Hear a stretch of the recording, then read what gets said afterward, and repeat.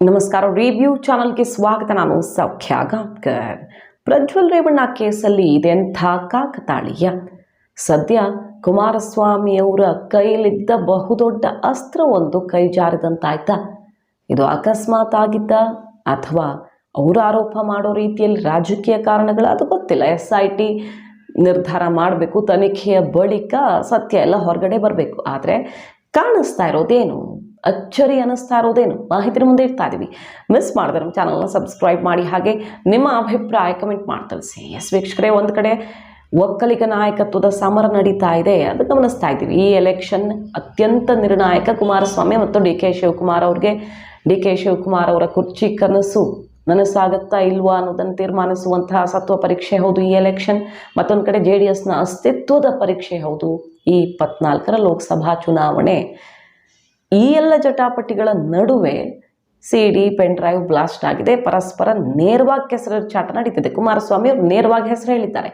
ಅವ್ರು ಹೇಳ್ತಾರೆ, ಬಟ್ ಅದು ಆರೋಪ, SIT ಇದನ್ನೆಲ್ಲ ಈ ಎಲ್ಲ ಆಯಾಮಗಳಲ್ಲಿ ಸತ್ಯ ಹೊರಗಿಡಬೇಕು. ಈಗ ಕಾಣ್ತಾ ಇರುವಂಥ ಅಚ್ಚರಿಯ ವಿಚಾರ ಏನು ಈ ಕೇಸಲ್ಲಿ, ಪ್ರಜ್ವಲ್ ಕೇಸ್ನಲ್ಲಿ ಕಾಕತಾಳೀಯವೋ ಏನೋ ಅನ್ನುವಂತೆ ನೋಡಿ. DK ವಿರುದ್ಧ ಯಾವೆಲ್ಲ ಅಸ್ತ್ರಗಳನ್ನು HDK ಪ್ರಯೋಗ ಮಾಡ್ತಿದ್ರೋ, ದೇವೇಗೌಡರು ಪ್ರಯೋಗ ಮಾಡಿದ್ರೋ, ಅದು ಈಗ ತಿರುಗುಬಾಣದಂತಾಗಿದೆ.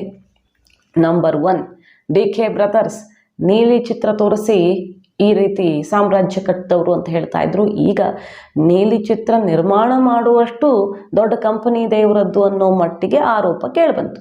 ಆರೋಪ ಸತ್ಯನ ಸುಳ್ಳ, ವಿಧಿವಿಜ್ಞಾನ ಪ್ರಯೋಗಾಲಯದಲ್ಲಿ ಇನ್ನೇನು ಹೊರಗಡೆ ಬರುತ್ತೆ. ಧ್ವನಿ ಪರೀಕ್ಷೆ, ವಿಡಿಯೋ, ಮತ್ತೊಂದು ಮಾರ್ಫಿಂಗ ಏನು ಅನ್ನೋದು ಗೊತ್ತಾಗೇ ಬಿಡುತ್ತೆ. ಇನ್ನೇನು ತುಂಬ ಟೈಮ್ ಬೇಕಾಗಿಲ್ಲ.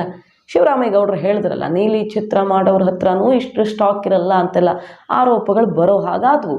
ಕುಮಾರಸ್ವಾಮಿಯವರ ಫ್ಯಾಮಿಲಿ ಅಂತಾನೆ ತಗೊಂಡ್ರೆ ನಾವು, ಬೇರೆ ಅಂತ ಹೇಳಿದ್ರು ಆರೋಪ ತಪ್ಪಿದಲ್ವಲ್ಲ. ಸೊ DK ಬ್ರದರ್ಸ್ಗೆ ಯಾವ ಬಾಣ ಬಿಡ್ತಾ ಇದ್ರೋ ದೇವೇಗೌಡರ ಫ್ಯಾಮಿಲಿಯವರು, ಅದು ಈಗ ಉಲ್ಟಾಯಿತು. ನಂಬರ್ 2, ಮೊನ್ನೆ ಅಷ್ಟೇ ದೊಡ್ಡ ಸದ್ದಾಯಿತು. ಕುಮಾರಸ್ವಾಮಿಯವರನ್ನು ಕೆಣಕಿದ್ರು ಅನ್ನೋ ಕಾರಣಕ್ಕೆ ತಿರುಗೇಟು ಕೊಡೋಕ್ಕೆ ಹೋಗಿ ಹಳೆ ಕೇಸ್ ಒಂದು ಓಪನ್ ಆಯಿತು. ದೇವೇಗೌಡರೇ ಹೇಳಿದ್ದು, 9 ವರ್ಷದ ಬಾಲಕಿಯನ್ನು ಕಿಡ್ನ್ಯಾಪ್ ಮಾಡಿ ಸಿನಿಮಾಗಿಂತ ಬಹಳ ಕ್ರೂರವಾಗಿ ನಡ್ಕೊಂಡ್ರು. ಆ ಹುಡುಗಿ ಕಣ್ಣು ಕಟ್ಟು ಕೂರಿಸಿದ್ರು ಆಸ್ತಿ ಬರೆಸ್ಕೊಳ್ಳೋದಕ್ಕೆ ಅಪ್ಪ ಅಮ್ಮನ ಹೆದರಿಸಿ ಅಂತ. ಈಗ ಕಿಡ್ನ್ಯಾಪ್ ಕೇಸ್ ಬಿತ್ತು. ರೇವಣ್ಣ ಫ್ಯಾಮಿಲಿ ಈಗ ಲಾಕ್ ಆಗಿರೋದೇ ಕಿಡ್ನ್ಯಾಪ್ ಕೇಸಲ್ಲಿ. ಒಂದು ಕಡೆ ಅತ್ಯಾಚಾರದ ಕೇಸು, ಒಂದು ಕಡೆ ಕಿಡ್ನ್ಯಾಪ್ ಕೇಸು, ಬಹಳ ಗಂಭೀರವಾದ ಪ್ರಕರಣ. 3ನೇದು ಎಲ್ಲಕ್ಕಿಂತ ಪ್ರಮುಖವಾದದ್ದು, ಮಾತೆತ್ತಿದ್ರೆ ಜೈಲಿಗೆ ಹೋಗಿ ಬಂದವರು ಅಂತ ಹೇಳ್ತಾ ಇದ್ರು.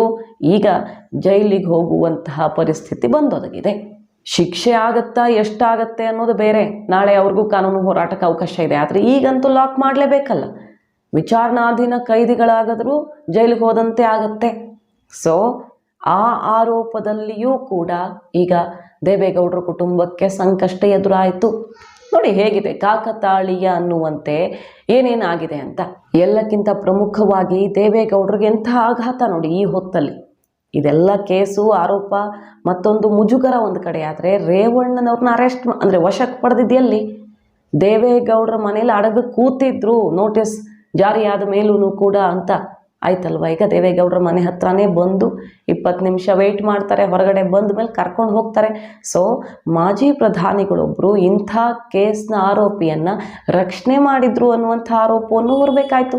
ಅವ್ರ ಮನೆ ಹತ್ರನೇ ಬಂದು ಅಲ್ಲೊಂದು ಸೀನ್ ಕ್ರಿಯೇಟ್ ಆಯ್ತಾ?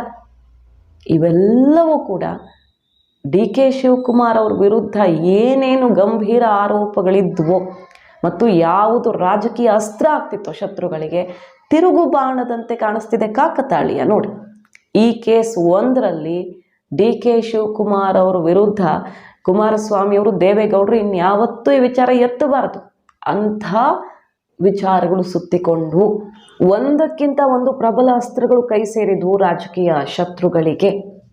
ಒಂದು ಅರ್ಥದಲ್ಲಿ ದೇವೇಗೌಡರ ಫ್ಯಾಮಿಲಿಯಲ್ಲಿ ಕಂಪನ ಸೃಷ್ಟಿ ಆಯಿತು. ಹಿಂದೆಂದು ಯಾರು ಊಹೆ ಮಾಡದಂಥ ವಿಚಾರಗಳು ಬ್ಲಾಸ್ಟ್ ಆಗುವ ಮೂಲಕ, ಅದು ಎಲೆಕ್ಷನ್ ಟೈಮಲ್ಲಿ ಮೈತ್ರಿಗೂ ಎಫೆಕ್ಟ್ ಆಯಿತು. BJP ಕೂಡ ಮುಜುಗರಕ್ಕೀಡಾಗಿದೆ. ಈಗ BJPಯಿಂದನೂ ಒತ್ತಡ ಇರುತ್ತೆ. ಇವೆಲ್ಲವೂ ಪಕ್ಷದ ಅಸ್ತಿತ್ವಕ್ಕೆ ಮಹಾ ಪೆಟ್ಟನ್ನು ಕೊಡುವಂಥ ಸಾಧ್ಯತೆ ಅಂತೂ ಇರುತ್ತೆ. ಹೇಗೆ ಡ್ಯಾಮೇಜ್ ಕಂಟ್ರೋಲ್ ಮಾಡ್ತಾರೆ ದೇವೇಗೌಡರು, ಕುಮಾರಸ್ವಾಮಿಯವರು ಕಾದು ನೋಡಬೇಕು. ನೋಡಿ, ಈಗ ರೇವಣ್ಣನವರನ್ನು ಕೂಡ ಅಮಾನತು ಮಾಡುವಂಥ ಸಾಧ್ಯತೆ ಕಂಡು ಬರ್ತಾ ಇದೆ. ಆಲ್ರೆಡಿ ನಾವು ರಿಪೋರ್ಟ್ ಮಾಡಿದ್ವಿ. JDSನಲ್ಲಿ ಈ ಎಲ್ಲ ಬಗೆಯ ಸರ್ಜರಿ ಅನಿವಾರ್ಯ. ಶಾಸಕರನ್ನು ಉಳಿಸ್ಕೊಳ್ಳೋದಕ್ಕೆ ಅಂಥದ್ದೊಂದು ಸುಳಿವು ಸಿಕ್ಕಿದೆ. ಮೀಟಿಂಗ್ಗಳಾಗಿವೆ. JT ದೇವೇಗೌಡರ ಜೊತೆಗೆ ಶಾಸಕರು, ಸಮಾನ ಮನಸ್ಕ ಶಾಸಕರೆಲ್ಲ ಸೇರಿಕೊಂಡು ಅಂತರ ಕಾಯ್ದುಕೊಡೋ ಥರ, ಒಂದು ಟೀಮ್ ಮಾಡ್ಕೊಳ್ಳೋ ಥರ, ಅಥವಾ ಕಾಂಗ್ರೆಸ್ಗೆ ಹೋಗ್ತಾರ, ಇಂಥ ಸುದ್ದಿಗಳು ಹರಿದಾಡ್ತಿವೆ. ಟೀಮೇ ಎತ್ತೋದಕ್ಕೆ ಕೈಯಿಂದ ಪ್ಲ್ಯಾನ್ ಆಗಿದೆಯಾ ಅನ್ನೋ ಸುದ್ದಿಗಳಿವೆ. ಯಾಕಂದರೆ ನಾಳೆ ಯಾವತ್ತಿದ್ರೂ JDS ಅನ್ನೋದಿದ್ದರೆ ಕಾಂಗ್ರೆಸ್ಗೆ ಕಂಟಕ ಆಗಬಹುದು. BJP ಜೊತೆ ಸೇರಿಕೊಂಡು ಸರ್ಕಾರ ಮತ್ತೊಂದು ಪ್ಲ್ಯಾನ್ ಆದರೆ. ಹಾಗಾಗಿ ಇದೇ ಸರಿಯಾದ ಸಂದರ್ಭ ಅಂತ ದೊಡ್ಡ ಪೆಟ್ಟು ಕೊಡುವಂಥ ಚಾನ್ಸು ಇರುತ್ತೆ. ಆ ಆತಂಕ ಇದೆ. ಸೊ ತಡ ಮಾಡದೆ ಪ್ರಜ್ವಲ್ ರೇವಣ್ಣ ಮೇಲೆ ಆ್ಯಕ್ಷನ್ ಮಾಡಿ ಈಗ ಮುಜುಗರದಿಂದ ತಪ್ಪಿಸ್ಕೊಳ್ಳೋದಕ್ಕೆ, ಶಾಸಕರು ಸಿಡಿದೇಳೋದನ್ನು ತಡೆಯೋದಕ್ಕೆ ದೇವೇಗೌಡರು ತಯಾರಿ ನಡೆಸ್ತಿದ್ದಾರೆ. ಕಟ್ಟುನಿಟ್ಟಿನ ಕ್ರಮವನ್ನು ಜರುಗಿಸೋದಕ್ಕೆ ಅನ್ನುವುದು ಲೇಟೆಸ್ಟ್ ಅಪ್ಡೇಟ್. ಮಾಹಿತಿ ನಿಮ್ಗೆ ಇಷ್ಟ ಆಗಿದ್ರೆ ಮಿಸ್ ಮಾಡಿದ್ರೆ ನಮ್ಮ ಚಾನಲ್ನ ಸಬ್ಸ್ಕ್ರೈಬ್ ಮಾಡಿ. ಹಾಗೆ ನಿಮ್ಮ ಅಭಿಪ್ರಾಯ ಕಮೆಂಟ್ ಮಾಡಿ ತಿಳಿಸಿ. Thank you.